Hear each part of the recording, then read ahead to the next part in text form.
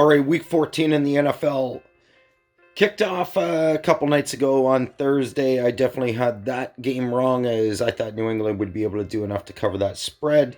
Anyways, on to Sunday's games. Arizona, 2.5-point road favorites in New York to face the Giants. The Cardinals, they're 0-5 against spread in their last 5 games. The under is 5-0 when Arizona are road favorites. The last 7 Cards games on turf have all gone under the number. Arizona's last 7 road games have gone under the total. The road team is 5-1 against spread in their last 6 meetings. Arizona is 5-1 against spread in New York when they face the Giants. The last 6 meetings in New York have gone under the total. Against spread in New York the last 6 meetings. The under is 5-1. Cards are 4-1 against spread their last 5 versus. The last 4 Giants games have gone under. The Giants are 7-0 against spread the last 7 games as a dog. New York is 8-4 against spread this year, tied with Pitt and Green Bay for the second best against spread record. Dolphins are number 1. Giants are trying to become the first team in NFL history to start the season with 5 straight losses and make the playoffs. I'm rolling with Arizona. I think Kyler Murray, as long as his shoulder's recovered, I think he is the better quarterback in this matchup, and I will roll with the Cardinals. I think they're the better team overall, even though the Giants have been playing better of late. Dallas, 3-point road favorites in Cincinnati to face the Bengals. 2 bad football teams. I have 0 interest in this game. I have 0 interest in betting on this game, so here's some quick numbers. Dallas is 0-6 against spread as a fave. Cowboys are 1-8 against spread following an against spread loss. Dallas is 2-10 against spread this year, the worst mark in the NFL. The average total in Cowboys games this year is 55.1 if you like your over-under numbers, and the average total in Cincy games is 45.4. The under is 4-1 their last 5 meetings. The under is 3-0-1 the last 4 games the Bengals were dogs, and their last 4 games overall. Since he is 4-0 against spread at home, the Bengals are 7-5 against spread this year. Since he is 5-0 against spread their last 5 home games versus teams with losing records. I think Cincy will definitely cover the spread. I don't know, maybe not. I don't know what to make of either of these teams. I make a pick every week, so I'll just pick the home team, Cincy, to win and cover the spread.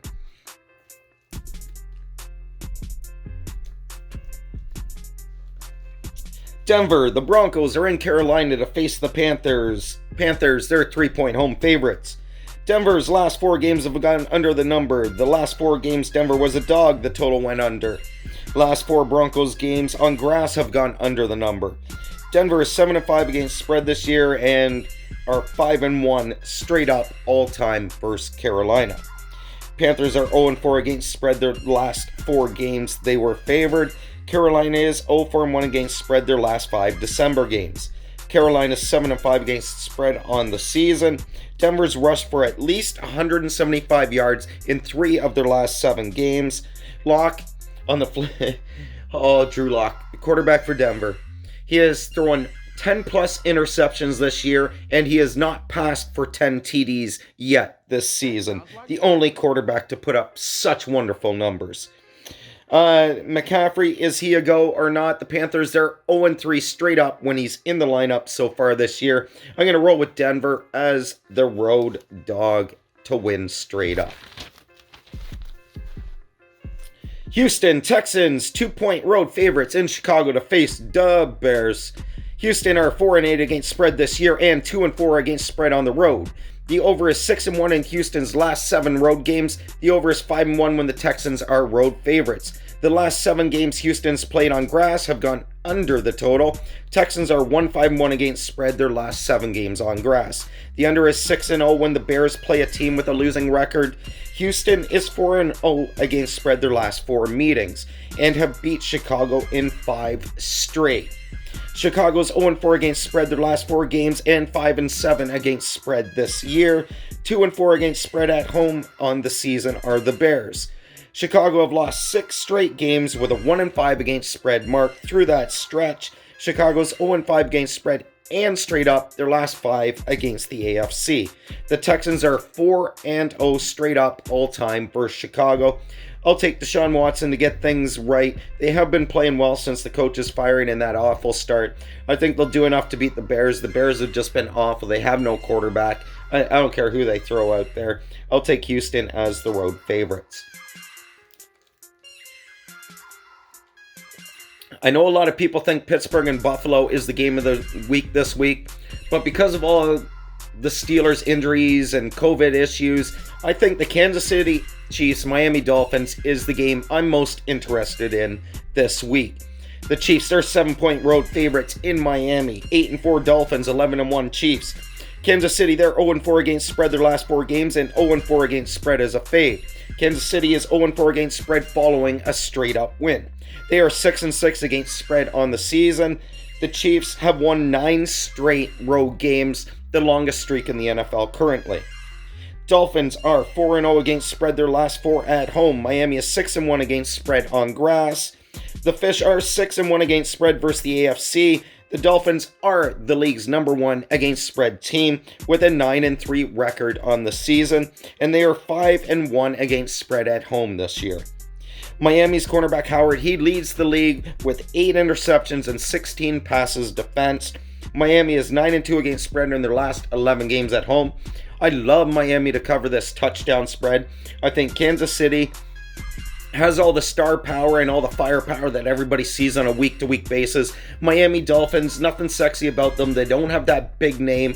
They got the rookie Tua, who's passing for an average of less yards than what Tyreek Hill and Mahomes alone combined for on the season so far, but he's only played a couple games to be fair. I love Miami to cover this spread. I wouldn't be surprised. I'm picking Kansas City to win, but I'm going to throw a couple bucks on Bet365. I will be putting money on Miami to win straight up because I think there's a legit chance they could catch the Chiefs in a good spot this week. Minnesota 7-point underdogs in Tampa to face Brady and the Bucs. Tampa 7-point home favorites. Brady, Arians. What's going on with them? Are they on the same page in Tampa Bay right now? They look a little out of sorts lately the last couple games. Minnesota, they're one of the hotter teams in the NFL the last 5-6 weeks. Vikings are 4-0 against spread as a dog. Minnie is 4-0 against spread versus a team with a winning record.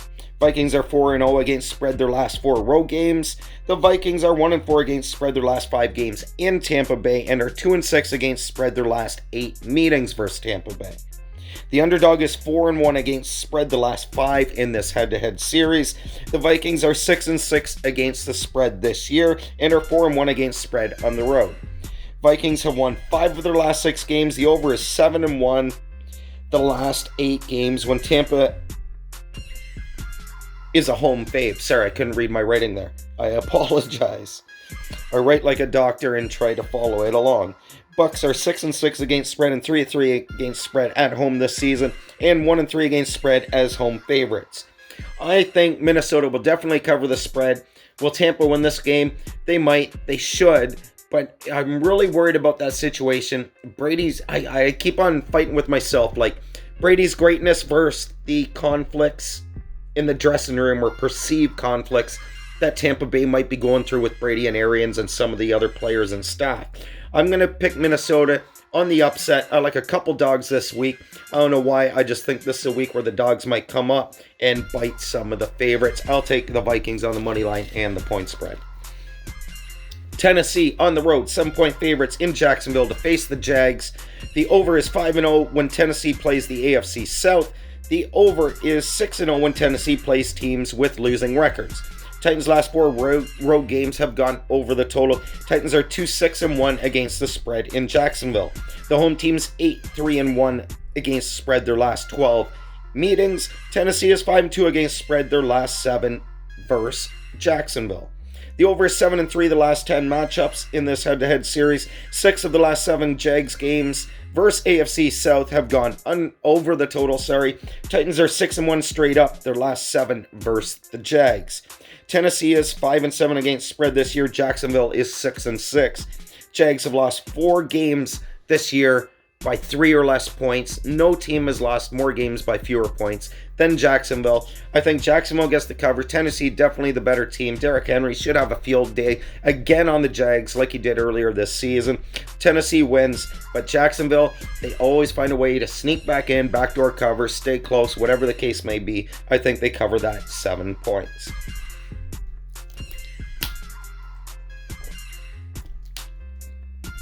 The Colts are on the road as 3-point favorites in Vegas to face the Raiders. Indy is 7-5 against spread and 4-2 against the spread on the road this season. Colts are 4-0 against spread as a road favorite.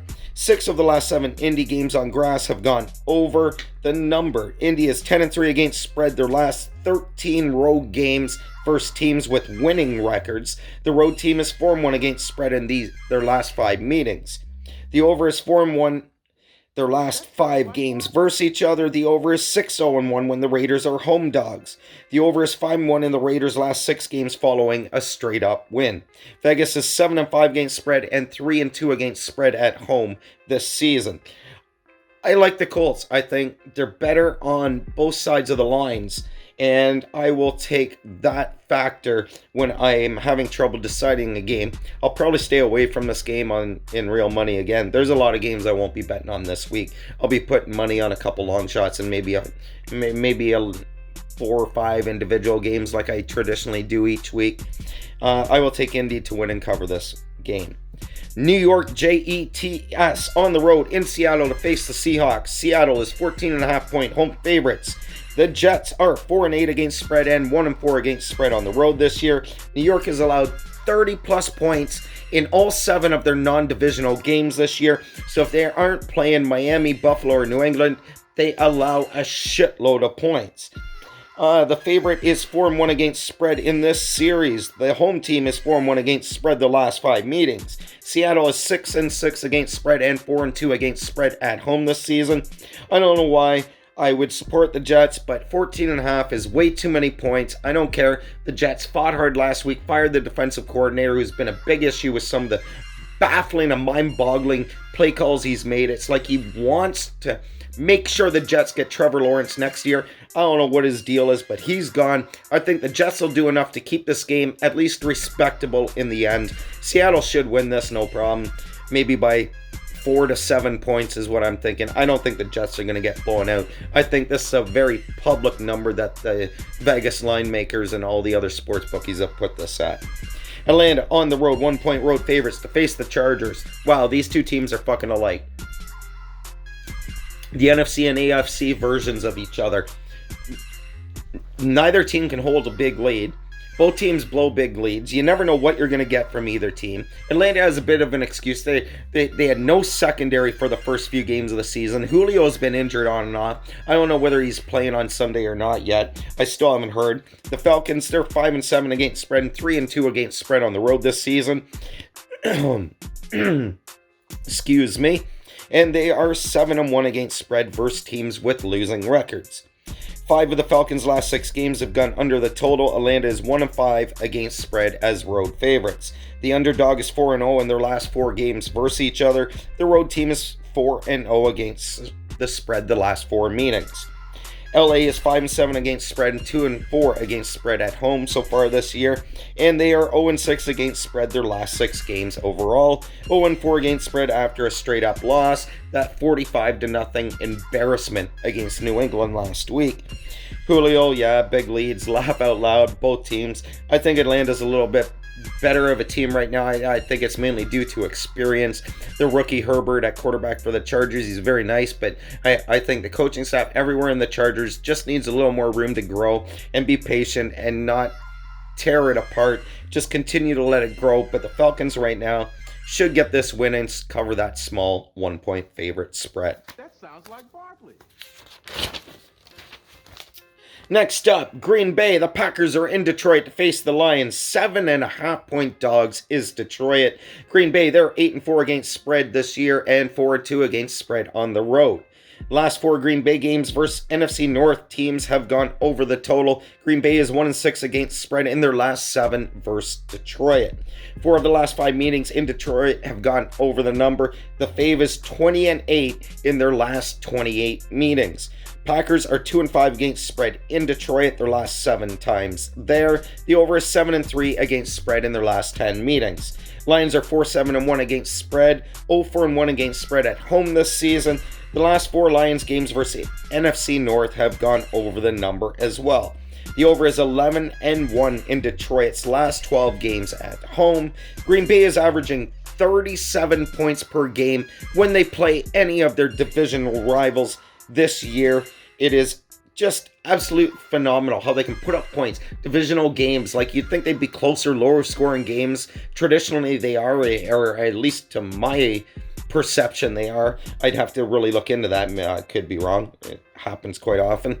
The last time Detroit beat Green Bay with an interim head coach was week 14 in 1988 with Wayne Fontes as their interim head coach.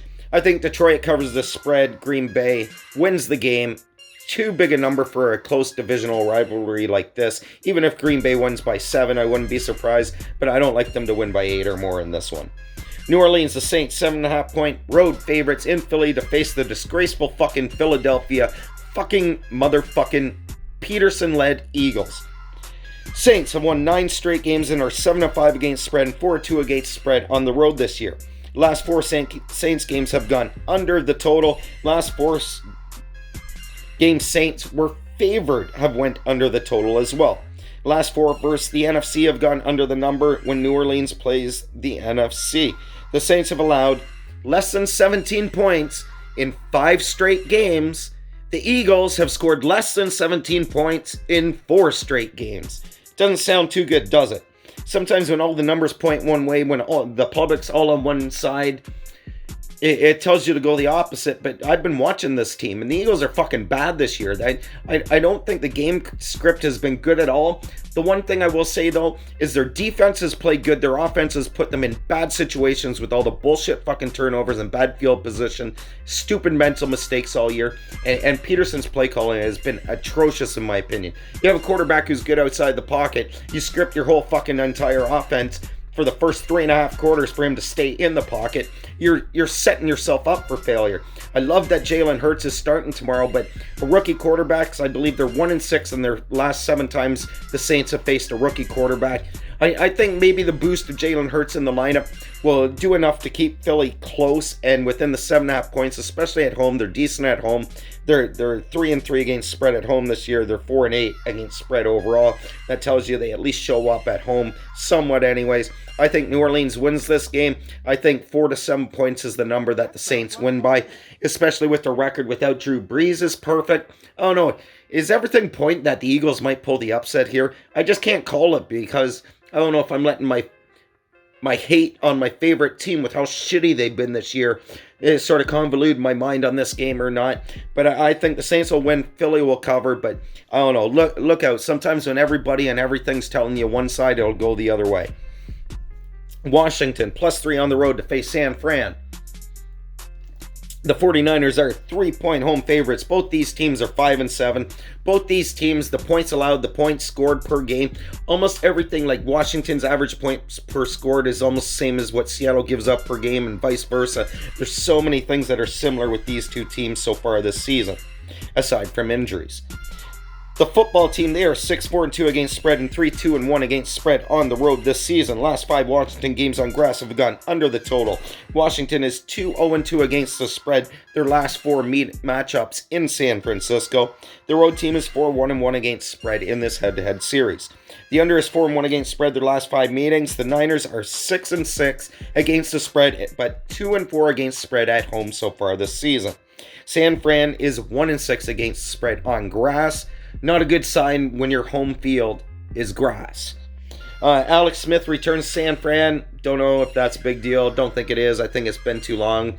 I think rebounding from that injury probably means more to him than going back and playing San Fran, the team that drafted him, the team that he played for so long before Colin Kaepernick took over for him, 2012? I can't remember. Somebody can correct me if I'm wrong on the year. I think Washington will go in with the injuries that San Fran has still, and I think they will cover the spread, and they have impressed me the last while, and I think Alex Smith will play mistake-free. Watch out for the health of Washington's running backs, though. If they're injured, I'll flip my pick to San Fran to win by 3 points, which means Washington would still cover the spread. But if they're all healthy, Washington's running backs are all a go, especially Gibson, then I'll be on Washington to win the game. Pittsburgh in Buffalo to face the Bills. Sunday nighter, a lot of people, like I said earlier, calling this game of the week. I would if Pittsburgh was healthy, like the way they started playing and everything was phenomenal, but I think the COVID and the injuries, especially on the defensive side of the ball for the Steelers, that could come up and bite them. This could be a good spot for the Bills to appear like they're putting a stamp on things, which I think might be a bit of a facade because of what I just mentioned Pittsburgh is going through. Anyways, the Steelers are 8-4 against spread and 4-1 against the spread on the road this season. Last 4 pit games have gone under the total. Steelers are 5-2 against spread the last 7 games versus Buffalo. The under is 4-1 their last 5 meetings. Bills are 7-5 against spread and 4-2 against spread at home this season. The over is 8-0-1 in Bills games following a straight-up win. 9 of the 12 Bills games have gone over the total. Bills are 2-10 against spread their last 12 versus Pitt. Tomlin and McDermott, they were teammates at William and Mary. An interesting little side note, now they're going to be coaching against each other on Sunday. Steelers are the first team in NFL history to win 3 straight games while rushing for less than 50 fucking yards. And they did that before they lost to Washington last week, where they rushed for a total of 21 yards. The absence of Pouncey, their center Pouncey, and fucking Carter at running back has just absolutely decimated the Pittsburgh running game. Now, Roethlisberger's passing, 40-45 times a fucking game. He's having to do all these fucking screens and dump offs. It's allowing defenses like Washington. Perfect example last week.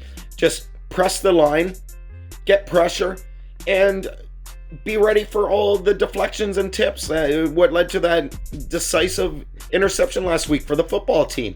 And Roethlisberger has no choice. He doesn't have the time to get the ball down the field because everybody knows he's having to do short dump-up passes to make up for the lack of the run game. The defenses don't have to protect against the run because Pittsburgh can't or is refusing to run the game. Maybe it's confidence without Pouncey and Connor. I don't know what it is. Mike Tomlin is too good a coach where the Steelers will not get blown out, and that's why it hasn't affected them so far. And the way they have played and the way he's coached and schemed them through this has been phenomenal to me. But I think they're coming up against a hard-fought Bills team this Sunday that they could be hard-pressed. Okay, back to some more numbers here. Oh, that is all the numbers. I just started rambling. I forgot that I was done. I like Buffalo to win in this cover. It scares me a little because, like I said with that Philly game, so many people are on Buffalo. I don't know if they're just riding Bill's recent streak or whatever it is lately, or the fact that recency biased with Pittsburgh losing to Washington. I think their issues delve deeper than just the last week's loss. And Pittsburgh, I think that if all things were even and they were healthy, would probably win and walk away with this win. But Buffalo, I think this is your chance to pounce on the Steelers and get that big win that you've been looking for this year in some people's opinion. Final game of the week, Baltimore Ravens in Cleveland to face the Browns. This year, number 1 and number 2 rushing offenses in the league. This should be a good ground and pound game. I hope that this is a good ground and pound game. I'm looking forward to this game on Monday night. A couple good games Sunday and Monday night. Finally 2 good games in a row. I wish, in a way, it was Kansas City, Miami, and then this game, but whatever. I will still be watching. Ravens are 3-point road favorites in Cleveland. The Ravens are 6-5-1 against spread, 3-2-1 against spread on the road this year. Baltimore is 6-0 against spread their last 6 December games. They are 6-1 against spread versus the AFC North. The Ravens are 9-2-1 against spread their last 12 games in Cleveland. Baltimore beat the Browns, 38-6 in week 1. Long time ago. A lot of things have changed for both teams, but you still got to factor that in. How much is it sitting in the back of the Browns' minds? A bit of revenge. The The road team is 15-6-1 against spread in their last 22 versus each other. The Ravens are 7-3 against spread their last 10 versus the Browns. Cleveland are 5-7 against spread and 3-3 against spread at home so far on the season. Cleveland is 1-10 against the spread versus teams with winning records. Ouch. Damn. Browns are 1-8 against spread after allowing 30-plus points the week before, which they almost blew that big 30-point lead to Tennessee. Cleveland is 1-5 against spread versus the AFC, and this should be a fun game to watch, but I think Baltimore got right a bit against Dallas last week. I think Baltimore continues to roll, picks up a little steam, and ends up being in the playoffs. I like Baltimore to win and cover the spread. That's my Week 14 NFL picks. I'm still out of my comfort zone. Probably will be for the rest of the NFL season while I save for a down payment for that first house. Peace. Can't get my fingers right now.